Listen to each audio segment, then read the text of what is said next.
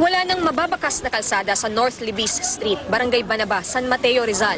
Ang mga bahay, pinasok din ng mahigit isang talampakang kapal ng putik. Sa kapal ng putik, sobrang hirap maglakad dito sa North Libis Street. Halos hindi mo kasi maiangat yung bota. Hindi mo rin alam kung yung hahakbangan mo ay kalsada pa ba o kanal na. Kaya dapat doble ang pag-iingat.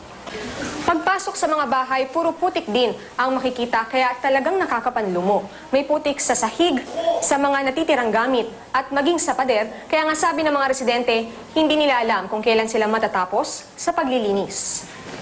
Sabado ng hapon nang magsimulang bumaha sa lugar. Umabot hanggang kable ng kuryente ang tubig. Maraming bahay ang lumubog. Ang ilan, tinangay pa ng malakas na agos.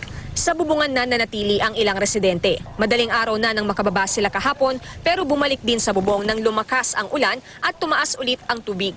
Sa isang bahagi ng bayan, nagkatipak na ang ilang bahagi ng bundok. Bumagsak pa ang napakalakas na agos ng tubig sa kalsada. Si Janine Adis, laking panlulumo nang makita ang naipundar na tindahang pangkabuhayan.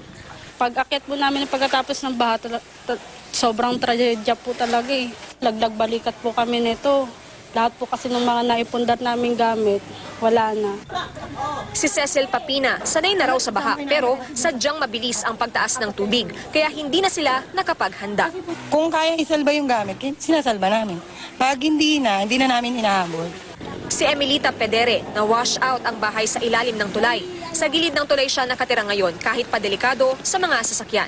Wala po ba kayong balak lumipat sa ibang lugar? Kung merong ibibigay na pabahay, maganda, maayos. Ayon sa lokal na pamahalaan, 12 sa 15 barangay ng San Mateo ang nasalanta. Kaya isinailalim na ang San Mateo sa state of calamity. Ang area kasi ng Rodriguez, San Mateo, ay part ito ng Marikina River. Ang assessment po natin during that period ay malalakas na po ang pagulan sa taas at nagkaroon ng some sort na flash flood. May mga evacuees tayo na kung saan ay umabot ito ng 6,956 families na may kabuuan ng almost 30,000 individual. Sa kabila ng kalamidad, tuloy pa rin ang buhay para sa mga residente. Papasalamat din kami kasi salamat sa Diyos kasi nakaligtas kami. Sa Rodriguez, Rizal, may mga bahay ring nasira ng malakas na agos ng tubig sa paligid ng Sitio Wawa.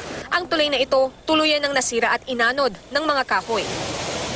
Grabe yung Karen. Sa Kasiglahan Village, perwisyo rin ang makapal na putik matapos ang lampastaong baha. My God. Dahil sa biglang pag-angat ng ilog, kaya hindi nakapaghanda ang mga residente. Isang ginagawang riprap naman ang nasira.